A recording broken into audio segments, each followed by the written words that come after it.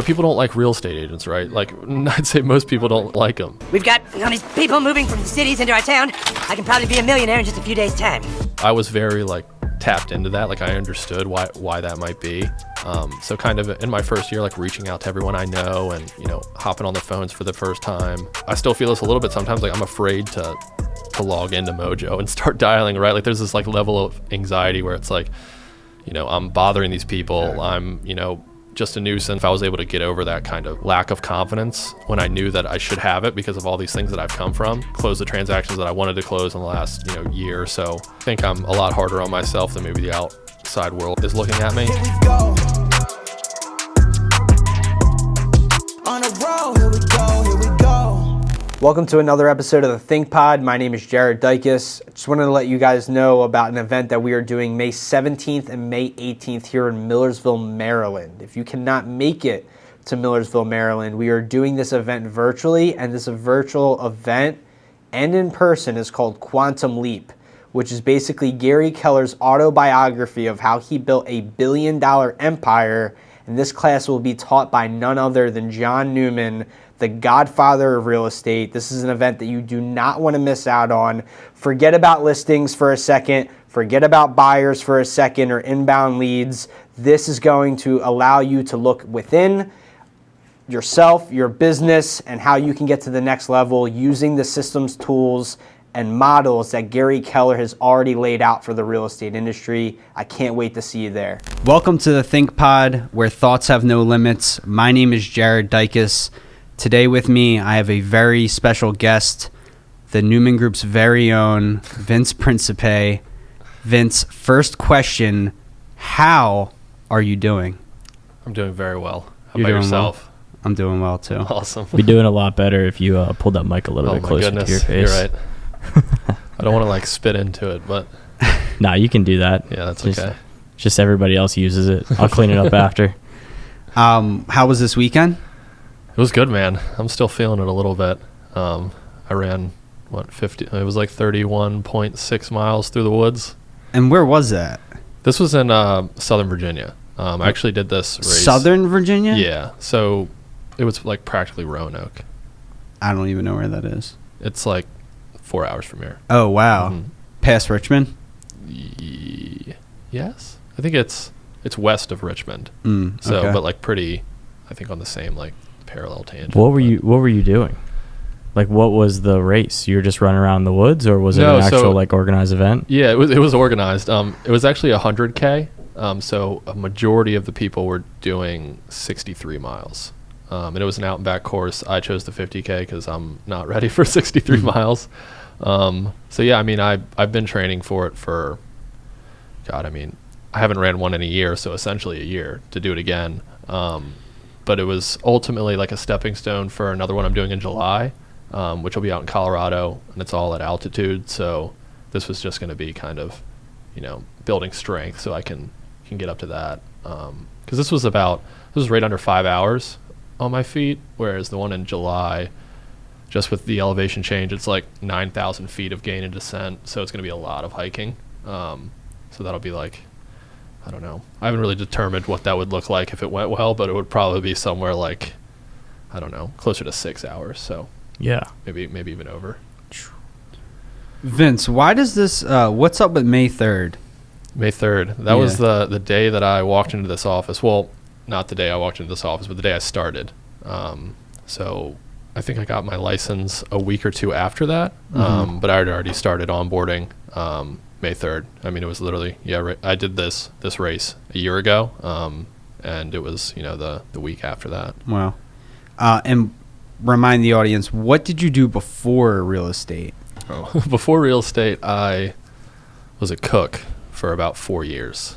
I went to Catholic University in D.C. And then, I majored in English and studied philosophy as well, with the idea of, I don't know, maybe teaching, maybe going to school to be a writer, something like that. I've always been pretty creative, so that was something that really interested me, and I kind of wanted to pursue that, but with, I don't know, I just wasn't sure if I wanted to go all in on going back to school since I've, was there for 16 You years. would have had to go back to school? Yeah, I mean, I would have had to pursue a master's, or I was going to get my MFA, which is essentially a master's in creative writing. But ultimately, I convinced myself to take a year off and kind of figure out exactly what I wanted to do. I was really unsure. I mean, I remember like sitting in my basement after I graduated, maybe like a month after my parents' basement. And I was like, okay, like what am I doing here? Like I didn't major in any, I mean, I majored in something that was very obvious as to what the next step would be. Typically, oh, you're going to write, or you're going to be a teacher, or, any of those things. But ultimately I just didn't feel the draw immediately. So I figured I'd take a year off and pursue something, kind of random, I guess. And I started getting really into Chef's Table. I don't know if you've ever seen that on Netflix. But they do so good. Yeah, it's so good. They do like these individual episodes based on just different chefs, essentially. So they'll go to their area, whether it be like in France or Italy, Spain, and America, and they'll just do like a biopic on, how they became a chef, kind of their cuisine. And typically there's a lot of like higher end restaurants, like Michelin starred restaurants. And that kind of like extremely focused pursuit just really interested me.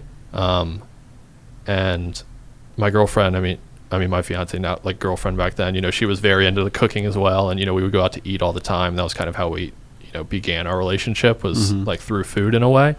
And when I brought it up to her, like, oh, maybe I'll go to culinary school or something for a year. Like, that sounds fun.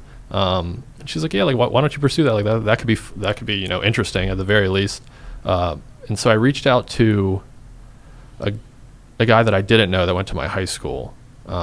He's about like 10 years older than maybe like he's like 12, 13 years older than me. And he had a Michelin star restaurant in D.C. Like they just got their star. So I messaged him on LinkedIn because I couldn't find like his number anywhere. I didn't want to call the restaurant, but weirdly enough, he answered me within like an hour. And I was like, hey, I want to learn about cooking. Like, you want to sit down with me? I might want to go to culinary school, whatever. He's like, yeah, come through next week. So I went and sat down with him for, I don't know, all of 10 minutes. And he was just like, I mean, you can come in a month if you just want to start and see if you like it or not.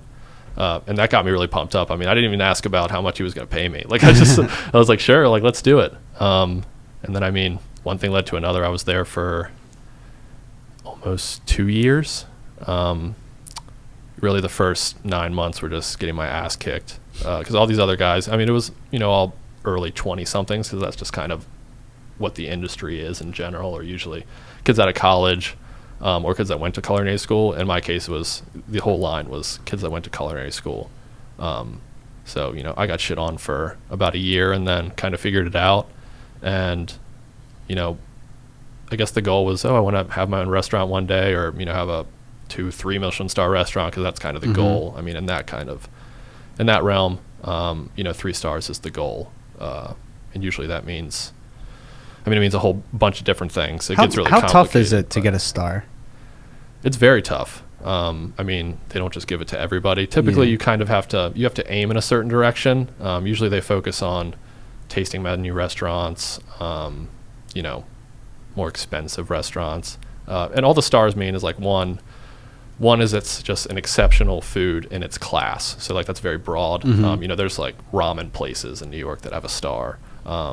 And like Korean barbecue places in New York that have a star. So it's not like necessarily that Korean barbecue place. Yeah, I'm pretty sure. Yeah. So we have a funny story. Jared and I were at that place that really? A month before got its star. Okay. We like just booked a random night with John, Jared, and a couple other people, and we're just like, next thing you know is we're sitting down. Yeah. And then like a month later, that's all we talk about, how good the food was. And then like a month later, I'm like, oh, I can't get a reservation anymore because it's got a 1 star. Yeah. And there's like, they're booked for the rest of the year. Yeah. So I mean, like the Michelin Guide started back in like I think it was the early 1900s. Don't quote me on that, but Michelin was trying to sell tires, in a way that they wanted, and the way that they were going to do that was they were going to, encourage people to travel. And so they would have all these restaurants out in the French countryside. They would go and rate them.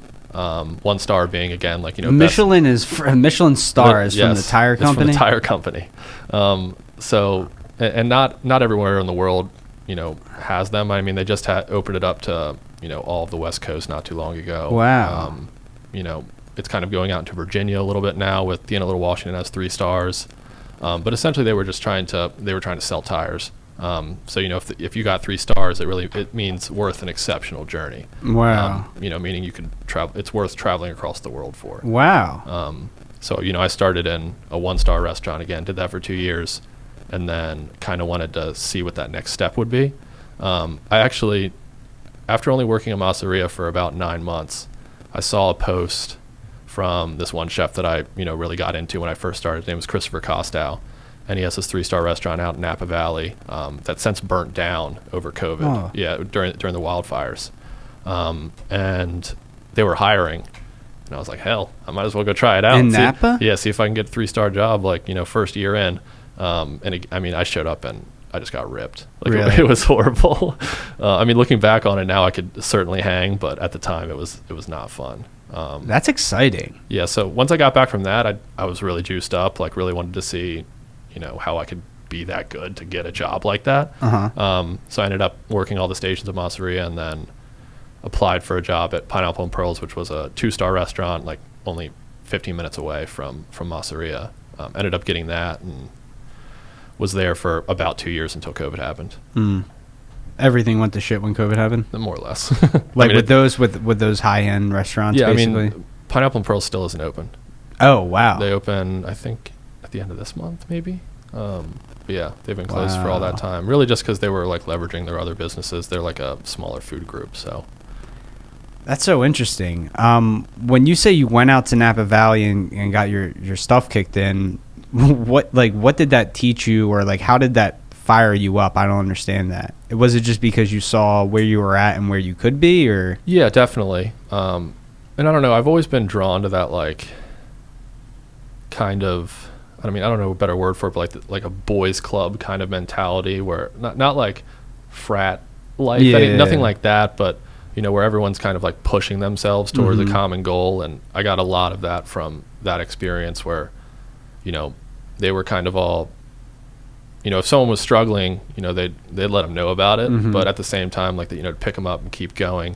And especially, when you're working 12, 14, 16 hours a day sometimes. That was a shift?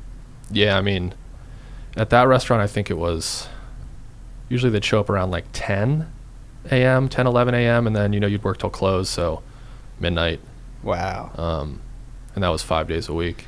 So yeah, that was the restaurant. That's where you and I had their first connection. That's when I was like, oh yeah, this guy's the shit, because found out you were in the restaurant business. It's what you're saying about the camaraderie that happens in the restaurant. There's nothing like it. Literally nothing. And it's the biggest scumbags are your best friends. Yeah. And they are literally when you're on the line and the shit's hitting the fan, the ticket machine isn't fucking stopping, that this guy's got your back because you've seen him show up. Yeah. And there's something to that where it's okay, this is fucking cool. Yeah, it's your own little family. I didn't have much time. We were only closed Sunday and Monday, so Sunday was kind of, maybe we went out Saturday night after a long week, so Sunday was recovering, and then Monday was getting my craft together for the rest of the week. So there wasn't really if you're in that sort of environment, it's all you do, really. It's all you have time to do, especially at that level.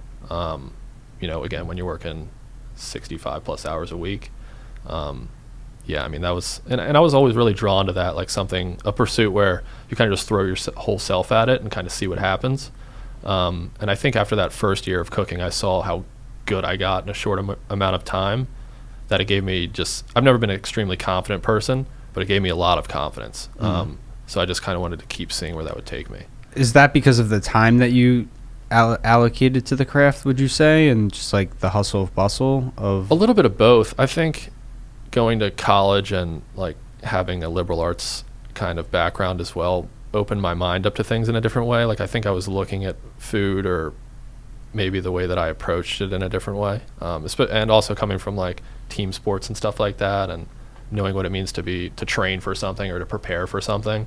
I think that gave me an edge in that way. Because typically, I don't want to speak for most chefs, but most of them are just a bunch of nerds that love food. That's really what it comes down to. Maybe they, they might have had some sort of athletic background or team sport background in high school, but ultimately it's just a bunch of people that love cooking every day.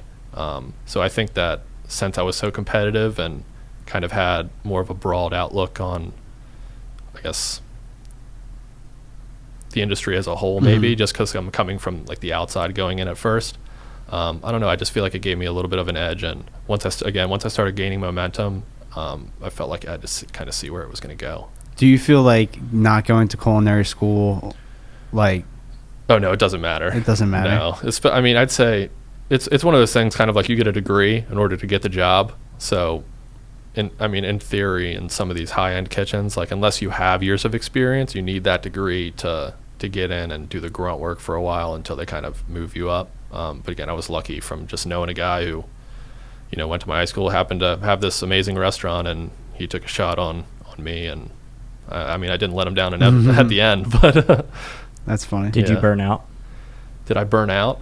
I don't know. It's hard to say.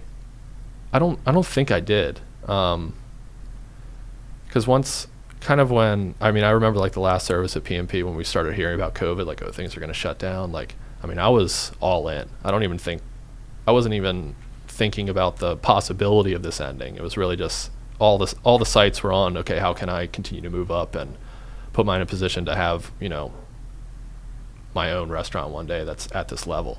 I think it was once COVID happened and I was still working in the industry, that's when I started to kind of, I guess, burn out, if you will. It wasn't really a burnout. It was more just, I don't know, kind of seeing the writing on the wall. I had some time to reflect on whether this was something that I really wanted to pursue. Because again, when you're in it every day, you don't have that time to even think about what the repercussions of what you're doing or kind of where it's actually leading you in life. So once I had some clarity on that, I think I made the choice pretty quickly to not to jump ship, but to, I guess, just shift my priorities, really. Yeah, I feel like that's kind of what I mean by burnout too. Is like a lot of people in the industry do that very thing where they are able to reflect and see like, well, my personal life is not where I want it to be. I'm not getting rest. I'm not doing this, and it's like, yeah, you might like physically burn out too. But it's also like that mental aspect of like, is this really what I like spent all this time training, trying to do? And like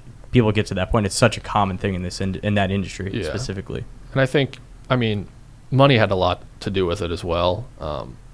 Just because, as a cook, you don't make anything. Even as a successful chef, the margins are thin. If you are successful, it's typically because you have, you're a restaurateur, you have numerous restaurants. So that's typically where people are making the most money. But something like, I don't know, at a certain point, I think I started to realize what I want my life to look like in the long term. And what I was doing in that moment was not setting me up for what I'm hoping that to look like. And what was that? What were you hoping for it to look like?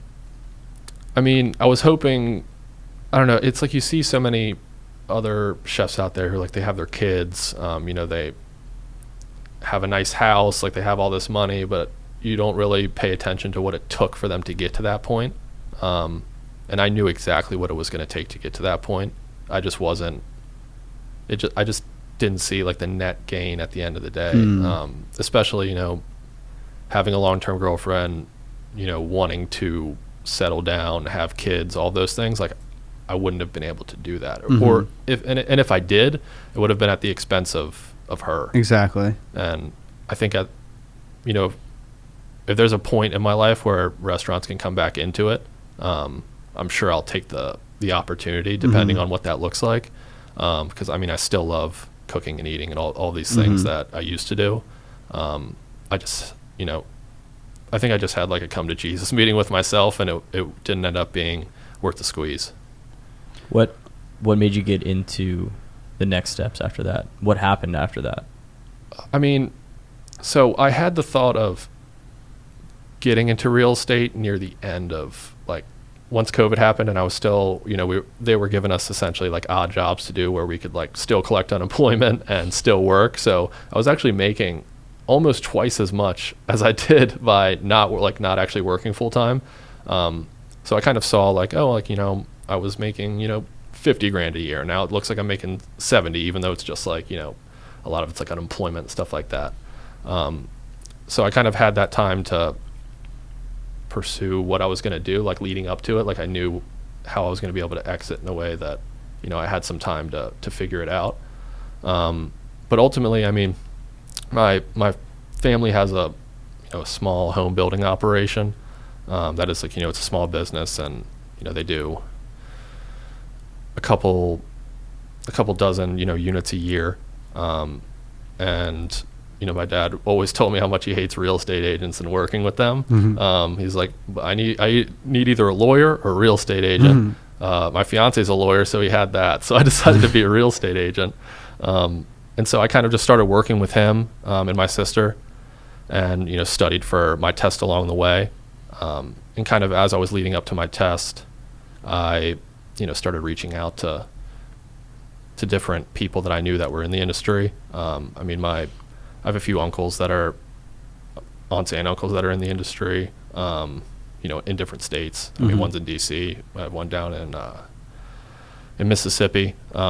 And like my grandfather was in commercial, my uncle's in commercial. So like I understood kind of how it worked, like what the compensation was going to look like. But ultimately I was kind of doing it as a way to, get involved in the family business in a way that in the past I never wanted to.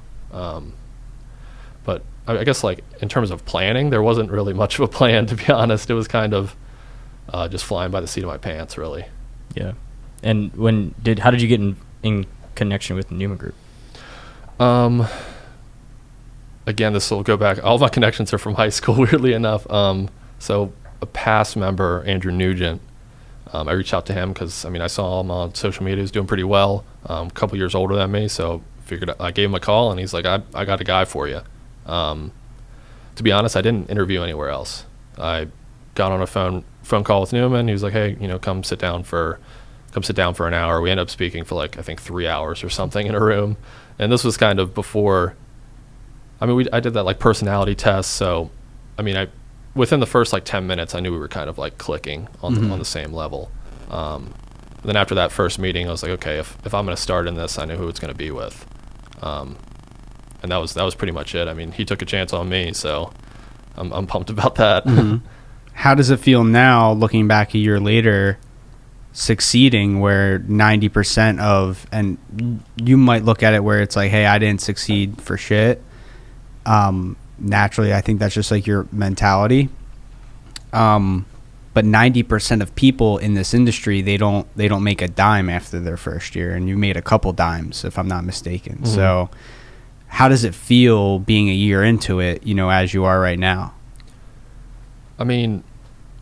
Again, I think like you said, like I don't want to give myself too much credit because I had so much help along the way, and I'm still kind of getting dragged along as well. At least I feel like that. But it feels good. Obviously, I'm happy that I was able to make it work because I definitely put myself in a position where I had no other option. And I think if I didn't go through like all the cooking things that I did, I don't think I would have had the confidence or wherewithal to say, or to bet on myself in that way, and to just go for it. So I think like looking back over the year, there was a good 6 to 8 month period there where I was like, this is not going to work out, or it's not going to work out in the way that I thought it was going to. But I think, just putting the trust in myself and the people around me and the things that they were telling me to do was eventually going to pay off, and now it has. So once I've kind of seen that, I kind of know what the ceiling is, or that there is no real ceiling. Why did you even trust Newman? Was it just because of the blindly, like why not interview at another place immediately? Like, was it just because for you, when working with someone, you get it right away, or why not interview at other places immediately? I knew there weren't that many people on the team. So that was really important to me. I didn't want to just be, another number, one of 40 people on this team. I know now we're expanding, but at the time that was not the case. Yeah. So kind of having someone, kind of going back to when I started cooking, I had that one guy who trusted in me, and, even if he didn't know I was going to be able to pull it off, he still gave me the opportunity. So that's kind of how I thought. That was like my initial kind of connection with Newman was, all right, this guy's giving me an opportunity, giving me a chance when like I have nothing to show for it. So and on top of that, I mean, the conversations we had, again, we were just kind of clicking. So like I'm sure that, you know, maybe if I did search around, I could have found someone else like that in some capacity.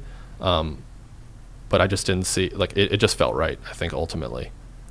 Do you think that your first 10 minutes with Newman was very similar to the first 10 minutes with that other chef that you met? Like where it's a lot different. A lot different. Yeah, a lot different. I think the first time with him was because, I mean, he just didn't have time, I think. You know, that was really why it was 10 minutes long. And I was super interested in it, so. He had no choice but to hire you.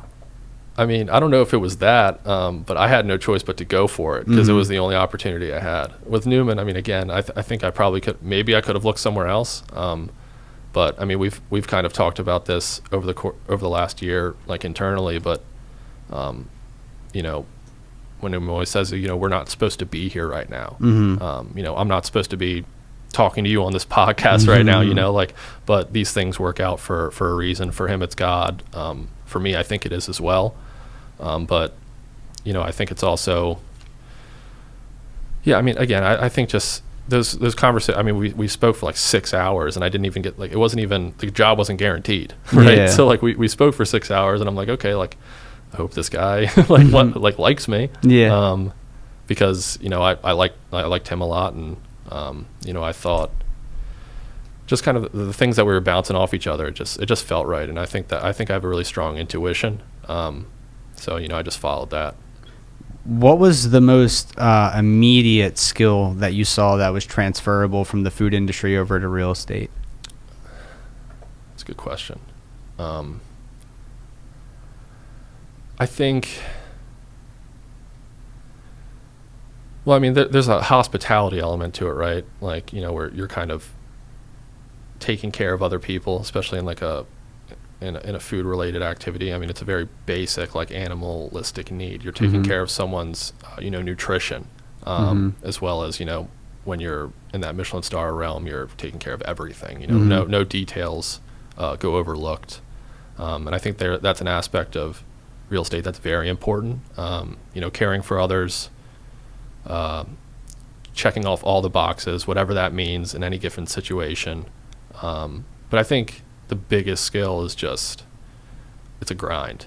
I mean, yeah, it's just a grind. Both are a grind, and it's you versus yourself. Yeah. I mean, there's aspects of the kitchen where people are looking over your shoulder, like making sure you're doing the right things. But ultimately, you're the person who has to hold yourself to those standards if you ever want to, you know, have your own place or, you know, move up in the line, be a sous chef, whatever it may be. There's a certain self-accountability that I think I learned during that time that definitely, you know, transitions into real estate. And how quickly, you know, you talk about this grind, it seems like you're almost obsessed with learning, if that makes sense, or maybe not obsessed with it, but you have a very much student-based mentality, and I can tell that just from you being on the team. You're always asking good questions. You're always proposing, you know, different ways of thinking. Do you like that initial start to something new, if that makes sense, where it's like, Yeah, definitely. you start something and you just have this unlimited amount of time to become a master at it? You know it's going to take 10,000 hours or however many hours they brainwash us with. What does that feeling feel like? Like starting something brand new? Again, and I think this still goes back to the cooking thing and even maybe into college, because, you know, I got involved in some sports and activities there where like, even in my writing, where I felt like once I pour myself into something, then I'm able to catch up really quickly compared to other people, if that makes any sense. Like, I have this, like, just from going, you know, through college and through, you know, the restaurant industry, I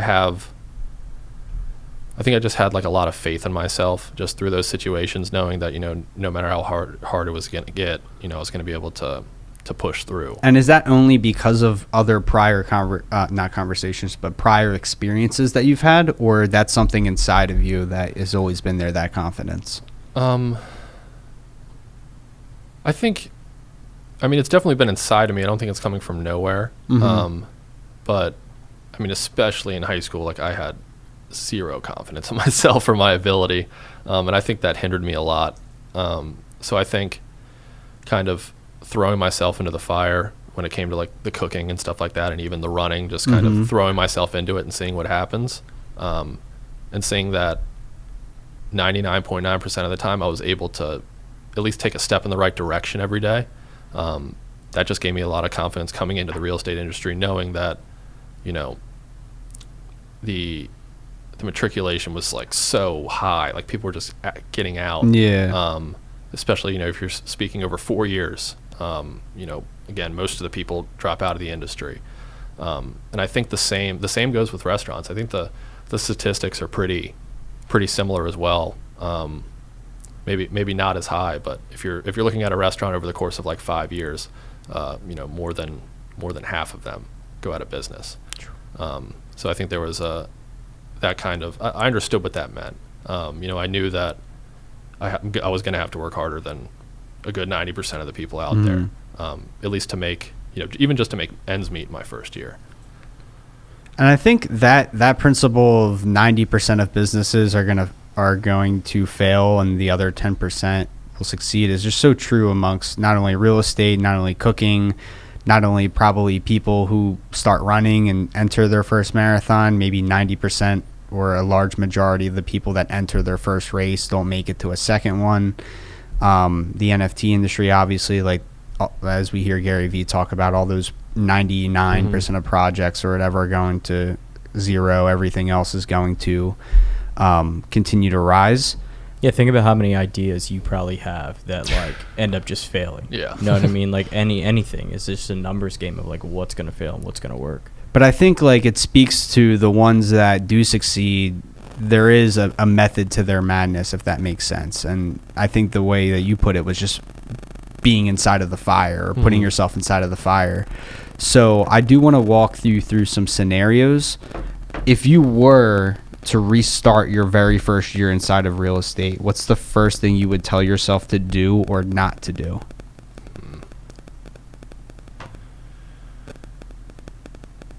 It's May 3rd, 2021. Yeah. I would tell myself to, I guess, to get over myself. I think I had a good portion of the first, I mean, I still kind of feel this today a little bit. But I mean, just, I don't even know if it's imposter syndrome, but, you know, the sales approach and the kind of sales background behind real estate. You know, there's a level of, you know, people don't like real estate agents, right? Yeah. Like I'd say most people Why don't, would you? most people don't like them. don't. I was very like tapped into that. Like I understood why that might be. So kind of in my first year, like reaching out to everyone I know and, you know, hopping on the phones for the first time. There was a lot of, you know, I still feel this a little bit sometimes. Like I'm afraid to log into Mojo and start dialing, right? Like there's this like level of anxiety where it's like, you know, I'm bothering these people. Exactly. I'm, you know, just a nuisance. Like they think this is like all transactional, which like, you know, a level to it there is, you know. But I think the more that I was able to, if I was able to get over that a little earlier, then it might have been, I think, at least marginally better. And I think, you know, it's because again, it's you versus yourself in this industry. So I think if I was able to get over that kind of lack of confidence when I knew that I should have it because of all these things that I've come from. But now, you know, obviously I realized that having, you know, closed the transactions that I wanted to close in the last, you know, year or so, I think if I would have known that up front, then maybe I would have had a lot less anxiety going into it. Yeah. You're more of an expert maybe than you might think inside of your brain, if that makes sense. Yeah, without a doubt. And I think I'm a lot harder on myself than maybe the outside world is looking at me. So, you know, if I was able to get over that a little bit quicker, then I think, you know, again, we're talking about maybe a handful of deals I would have gotten right or something like that. But I guess for, what was the other one? What I shouldn't do or what I would tell myself should not to do.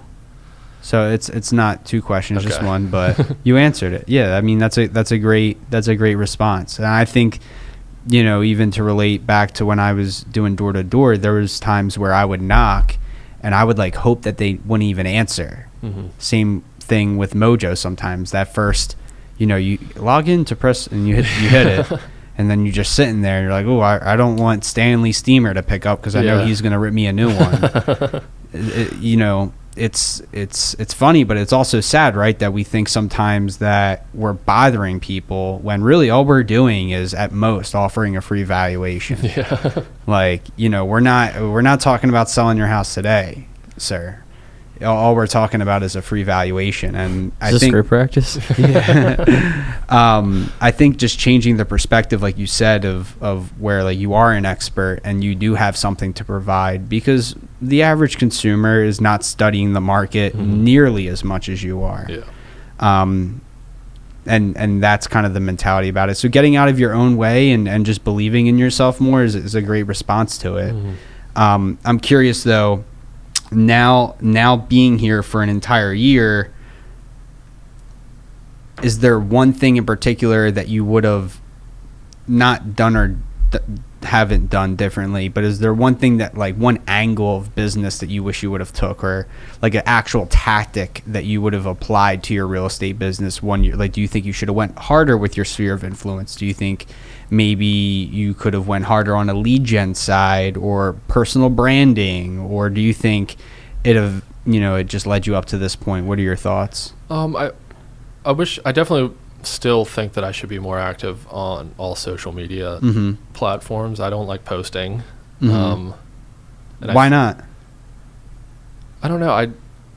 Sometimes I get freaked out like people like knowing where I'm at all the time. I don't know if it's that. I think I just hate social media in general. Really? I mean, there's so many good things about it that, I wouldn't have if it wasn't for social media. Like I've definitely made, I've made some connections through social media that have led to, transactions and all of these things that you hear about. But it was off of like minimal work. So I felt if, maybe if I doubled down on this in the next year and made it a point to, just keep people updated on, my life. Cause I mean, I certainly follow other people's lives every day. It's like I get caught up in the desk roll and I hate myself for it. But I think that, as social media gets bigger and bigger, it's just going to be extremely important for me to have that sort of, influence. Yeah, influence is amazing. I mean, influence attention, you can do whatever you want with it. You don't have to do a call to action or sell your community on anything initially, or ever. You can do anything with attention. The more people that are following your stuff, the same way that we follow people like Joe Rogan or whoever, and we're all into their stuff, you'd be surprised that there's people out there that, as ordinary or boring you might think your life is, there's someone out there that actually is receiving value from what you're putting out. I will say, I am that person. Like, I see what you do on social and I like it. Like, it's good. I think what you do is good. It's unique to who you are. You post and put things out that are like genuine you. And that's kind of really what I think it's all about, is just putting out stuff that is like, and then not just that, you're also like reposting things that are valuable to probably people who may be interested in whatever it is you're doing as well. Yeah, I mean, I think the interesting thing I see though is a lot of the, as I focus more on the industry and follow more people that are agents and all these things, and kind of see people start out and how they approach social media, and then looking at on the transactional side, like how are these people actually performing? Like, they're they're on social media every day, they're posting all these things, like how are they actually performing? And then I think this is maybe giving myself an excuse, but a lot of them aren't. Yeah. And especially in your first year, like, I mean, social media is one of those games where it snowballs, obviously. Yeah. But in the first year, I felt like maybe it wasn't necessary for me to attack it so hard. You wanted to earn your stripes more. Yeah, and I think that, I guess if we're talking about getting a deal as fast as you can, or whatever you want to say, I mean, hitting the phones is the best way to do that. Whereas I feel like social media is you're very passive. So let me ask you this then: you're on a deserted island, and the only way for you to leave is one listing appointments scheduled. What 3 items are you bringing on an island to secure this business? Items. It could be anything. Items. My AirPods. AirPods are needed. My phone. And a good script. That's it. That's all I need. Dude, you fucked up. There's no phone lines, so you're gonna have to bring a telephone. Shit. No, I'm just kidding. But that really is like all you need, in your opinion, right? For one, yeah. Which is like interesting, right? Because we're in all these spaces. There's all these brokerages across America, yet it seems almost as every agent, if they wanted to, could work remotely. Do you think that you'll get to experience and you'll see more remote work from realtors in the next couple of years? Or, I mean, I can't operate like that. I don't know. Like some days I can't get on the phone or hop on Mojo unless I'm next to someone who's doing it too. I think if someone's able to do that, then they're probably extremely disciplined and have that sort of focus. I'm not that kind of person. I definitely feed off of people around me. So I mean, sure, I'm sure that there are a number of agents who are remote now and will continue to be remote. How successful are they? I'm not sure, but I know for me personally, I'll never be able to do that. So a team in-person environment is best suited for without a doubt. Let's say another scenario, you're competing for a listing agreement. They're interviewing other agents at the end of your presentation or however you do it. The seller says, all right, you got one last sentence, bud. One last sentence. Why should I go with Vince compared to the next agent? What would you say? That's a good one. I think, and I've used this a few times, but I think ultimately the seller wants to feel like you're actually a human being. And a lot of people actually say, like, listen, I'm not going to sell you on how many transactions I've done or, what my stats are, all of these things. But at the end of the day, I do what I say I'm going to do. And my word is my bond. And if I tell you that, I'm going to help you find your dream home, or I'm going to sell your home for this amount, like that's what I'm going to do. Yeah. And I think that's a reason why a lot of people don't like real estate agents, is because a certain majority of them are kind of schemy and they'll tell the consumer anything, right? They'll like, I'm going to list your price or list your house for $700,000. And I think if you come from, again, like just a place of, I'm a human, you're a human, like, sure, this is very transactional and this is my job, but at the end of the day, I take pride in what I do. And I think again, with that sentence, I think you're able to relay that trust. Even if they don't end up picking you down the road for whatever reason, at least I think, in my opinion, they could say, oh yeah, that guy wasn't. And there's a lot to be said for empathy too. Mm-hmm. You know what I mean? Like having like a client, like we just had one, Justin's client, who had a distressed property technically, right? And it was like contractor left her and like arbitrator like was like screwing her over as well. And like he had a lot of empathy for her, and that's what she said in whatnot, and that was what closed the deal for her, was that he cared about her situation, wasn't just trying to get the cash from the property sale and move on, even though he's gonna do that 60 times this year or whatever it is. It's like at least has that empathy for somebody, because like you said, we're all human, we have that human connection. Let's take it away from real estate real quick. I have an interesting question for you. I know you're a big fan of like Jocko and all the discipline culture out there. Who do you think would win in a fight? 1 Conor McGregor or 3 David Goggins? One individual Conor McGregor? And it's in a ring, UFC. I'd say even 1 Goggins. Goggins is beating McGregor? If we're fighting to the death, 100% Goggins. First off, isn't he like double his size too? Easy. Dude, I don't think it matters. It's Conor McGregor you're talking about. Dude, who's gonna carry the boats? Dude, I don't know. He's got some fighting skills too. Does he? I mean, he's David SEAL. Goggins. Yeah, he was a SEAL. Who's gonna? You ever seen that video? He's like, who's gonna carry the boats? And he's like sitting there benching like 300 something pounds. No way. He's just screaming.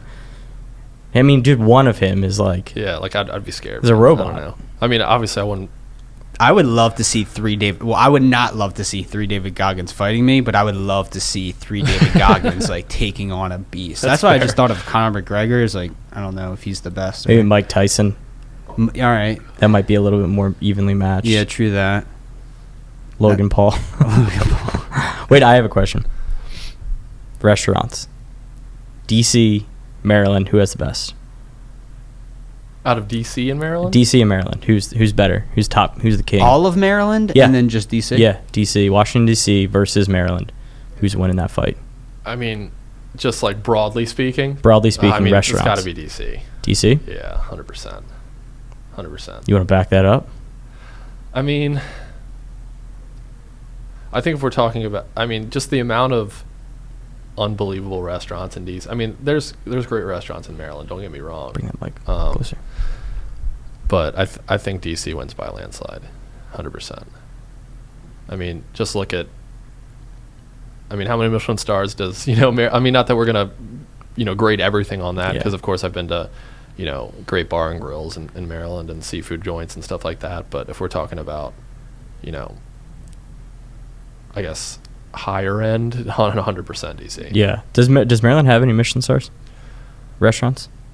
I don't think so. No.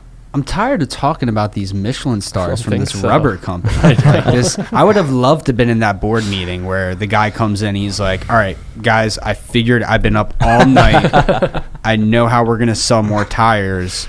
And then it's just like that idea, like And it that doesn't worked. make any. Yeah, It's the standard I'm now. not gonna say. I won't even go to a Michelin place and be like, "Oh, this is a Michelin star." I'm just gonna say, "Oh, this is a 1-star restaurant or a 2."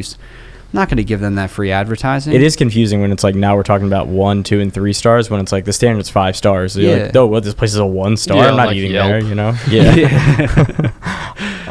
What is Atlas Food Group? Like, what is that? Yo, that's a great question. Because that's What is something Atlas local Food- to what is Baltimore, it? right? Yeah, so I mean, it's essentially a management group, I guess. I'm sure that they have like a consultant on it or like a creative director. But ultimately, like with those restaurants, or at least with that group, they started with, I forget which one it was. I don't know if it was Tagliata, but they started with one, and then from there you just raise the bar, and then eventually it gets very corporate. So that's why they have like 10 of them now or something like that. Yeah, but they don't seem corporate. Like it seems like they are. It doesn't seem like the typical restaurant group. Yeah. They seem much more like focused on the community in a weird way. Yeah, no, and there's a lot of those emerging as well. I mean, especially in DC as well. Like Rose's Restaurant Group, who I used to work with, they have 3 restaurants, but they're all extremely different, but all kind of tied with the same values. And honestly, I'm not too well versed on Atlas. Yeah, like the other day, I had somebody be like, "Oh yeah, it's an Atlas Group restaurant." I'm like, that means nothing to me. Yeah, so I mean, I guess if there's some sort of culture there, Right. then maybe you get that when you're going through the place or what have you. I don't think I've picked up on anything, but Yeah, but if you were like, "Oh, it's a Yes Brand," which is like who owns KFC and Taco Bell, I'd be like, "Go fuck yourself." Yeah. Who cares? Like, whatever. That's interesting. It's like restaurant expansion teams or something like that. more or less, it's pretty much what it is. Yep. One last scenario. Let's say that for some reason you went viral on TikTok, and now every single shoe brand company is asking you to create like a unique sneaker. You get free sneakers from whatever shoe brand for the rest of your life. What shoe brand for running is that for you? I mean, I only run in Hoka's for the most part. What is it? Hoka One One. Is that a Japanese brand? Or? No, Is that a song? I don't know. Are they Australian? I don't know if they're Australian. That might be wrong. No, are they French? I don't know. It's somewhere. I think they're European. Somewhere out there. But they're like the complete opposite of the minimalist shoe. So they have like a lot of cushion, like super like stack heights like this big. Like you look like you're on platforms. And you just like that from a functionality, or? Yeah. So when I first kind of really started getting into running, that was the first shoe that I got. It's like their Clifton 5 or something like that, which is like they're essentially the like minivan of like running shoes. Like it's just like your all day pounder. and I love that shoe, and I still wear it. I get all the different iterations, and I only run in their trail shoes too. Are those blue shoes the Hunky Durgan Durgan? Yeah, the Hokas. I still actually need that. I'm supposed to be running 100 miles this month. I'm already 2 days behind. Yeah, get some Hokas, man. 3 days behind. Might help you beast it out. Yeah. Any advice? Because I was supposed to be doing 100 by May 31st. I'd say be consistent rather than front load it or whatever you want to do. Like don't load it on a few days in a week. I'd say if you're running 5 days a week, do something that's manageable and that you feel like you can do consistently, rather than, again, like going out for like a 10-mile run or something like that to catch up. Like, I think being a consistent runner is a lot better than being, a guy who runs 20 miles on a Sunday. Yeah. I would take a guy who ran every day for a month than some guy who ran 20 miles every weekend, any day of the week. Nice. All right, I want to get into my favorite segment, Truth or Trends. Truth or trend? Is it just truth or trend? That's Truth or trend? Yeah, truth or trend. So Jared's going to say a topic, and you will answer, is it a truth or is it a trend, right? Mm-hmm. And you can expand on it, too. Okay. You can only pick one, truth or trend. Yes. Can't be both. Yeah, that was like a big discrepancy. It was, oh my gosh, you should have saw CNN talk about the truth or trend segment from last week. It was a hysterical mess. Yeah, it was a mess. Saunas, a workout, or are we just sweating a lot? So truth for sure. So saunas, like it's the only way, in my opinion, that you're able to really work that 110 to 120 beats per minute, like that true zone 1 workout. That's like very hard to replicate. But when you're doing like very long efforts, like 5-6 hours plus, especially if you're like hiking, like ultra running, stuff like that, there's a lot of portions where your heart rate's like right at that 120, 110. But if you go for like a jog or something, unless you're... What do you mean 120, 110? You're talking Whoop language. Yeah, so here. I mean... Beats per minute. So like there's different zones to working out, like 1, 2, 3, 4, 5. I think it goes at 5. Zone 2 is, what most experts recommend that you do to build cardiovascular strength and endurance. Zone 1 is kind of that like fat burning zone, which helps tremendously with just general fitness. And I mean, I know it increases like your red blood cell count and all these things. So I mean definitely truth. There's also something with heat shock proteins, right? That get produced Yes. that when you're in that like It's similar to elevation. yeah.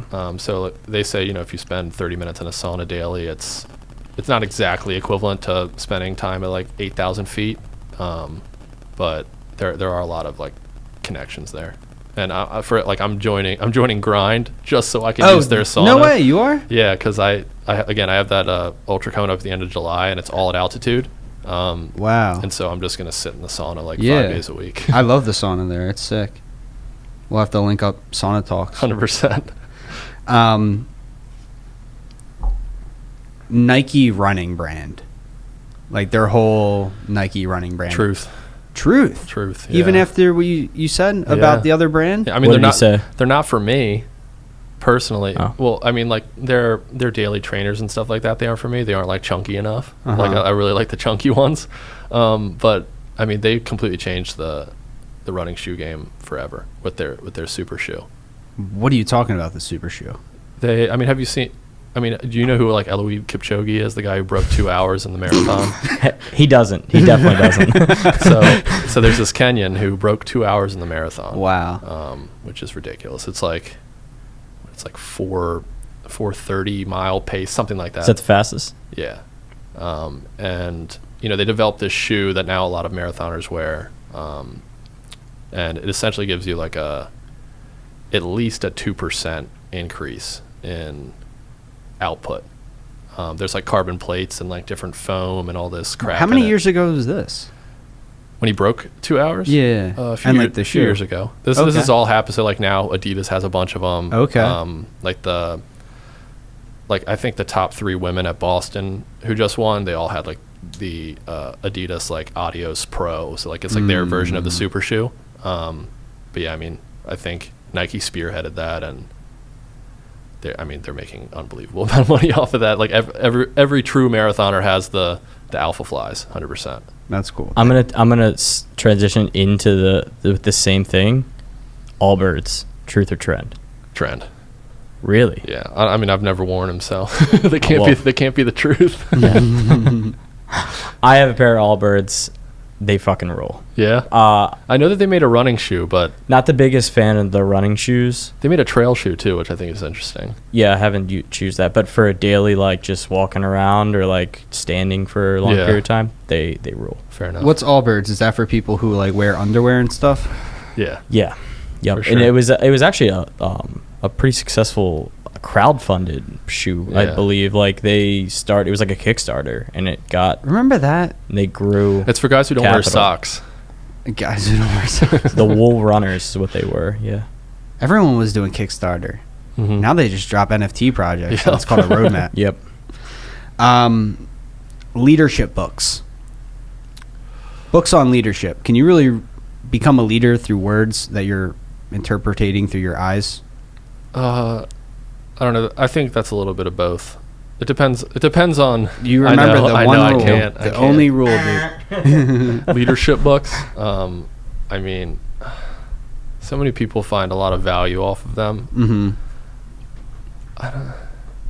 I mean, leadership's books aren't going to teach you how to be a leader. Don't think about what other people either. Are they a truth or a trend to you?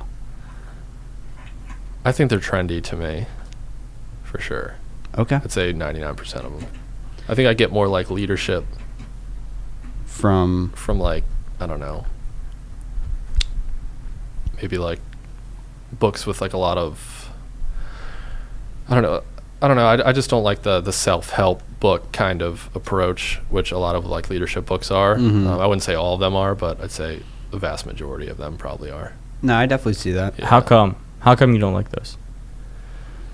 I think it's just a lot of like prescription without maybe going too deep. Like a lot of them, I don't know. I think a lot of like leadership is a very like philosophical ideal and pursuit. And I think just like prescribing like things that people should and shouldn't do in order to be a leader is kind of like minimizing what that actually means. Yeah, and it's like industry specific too. Yeah, definitely. Like I love extreme ownership. Don't get me Mhm. wrong, but like, are we going to apply everything that the Navy SEALs does Yeah, like to exactly. my cupcake business that I'm opening up, where I'm hiring 16 to 18-year-olds Yeah. and stuff behind the counter? Like in that scenario, it might. But at the same time, There's from- nuggets in there. Yeah, though, there's for tons sure. of nuggets, Yeah. and I love. That's probably my favorite like leadership book Okay. nowadays. That's trending is Extreme Ownership, but. We should run through the rest of these pretty quick. I know Vince has got to get out of here. Yeah, absolutely. Pretty soon. Superheroes, Marvel's, DC, I don't care what it is. Like this whole the Batman, Spider-Man. You think it's trendy? There's no truth. These aren't the modern day mythical Greek gods. Yeah, aren't these what all of our children are looking up to? Aren't these the tales that our children need? No. I don't. I'm not a huge superhero guy. I did see the new Batman. I thought it was pretty sweet, but no. Okay. Not for me. Last one, pop punk rock. Oh my God, truth. That's a truth. Yes. 100%. Why? What is pop punk rock? Like, what's that category? I mean, it's like the intersection of punk music. I mean, obviously it's like pop punk, you know, like it's like pop music, punk music intersecting, where it's like you kind of get this post 90s going into 2000s where pop's getting, you know, a lot of eyes on it. And they kind of like mesh these two things together. So it's not, you know, headbang yourself into the floor a million times, but it's like emotion. It's like kind of emo, rock, angsty pop, all meshed into one. Yeah. Yeah. Who are the top two bands that you like from that category? I mean, we just went and saw the story so far. Yeah. They're up there for sure. I mean, Mom Jeans was there. Joyce Manor. Joyce Manor was there. Hot Mulligan's one of my favorites, and all these bands are really like in their 20s and early 30s. So I grew up listening to a lot of this stuff. A lot of like AFI. That's more like punk, but I think AFI and like Census Fail, all these like post emo bands that came out, kind of led into pop punk as well. I must have been in the category right before. I was the emo bands. Yeah. The scream, hardcore emo bands. Yeah, so it's like a mesh of that. So you can listen to it with like kids in the car, I guess. Yeah. During the holidays. It gets by. Last question, Vince. I know you got to get out of here. Looking back, May 3rd, 2023, what's just one thing that you hope that you can say you either did or you feel looking back a year from now? It'll be your second year inside of real estate. I mean, it's kind of broad, but I mean, I feel like I feel like I have very strong intuition and a feel for how things are going in my life and like trajectory, like am I moving in the right direction? I think if a year from today, I just hope that I look back on this moment and I've just built more opportunity for myself and those around me that have trusted in me to do this thing and to make it work out, just to continue to build on that, because 1 year's 1 year, and if you can't connect the years over time, like for me it means shit. Like I want to be able to double whatever I'm doing every year, or else I'm not improving. I just want to always feel like I'm again taking more steps in the right direction, and I think with the people I have around me, it's gonna happen. Yeah. Well, with that being said, Vince, I have no doubt in my mind that that's going to happen, and I'm very excited to have you back on the show to, continue to keep up with your progress. But thank you so much for coming on. Awesome. Thanks for having me, guys. Thanks, man. Yeah, appreciate it.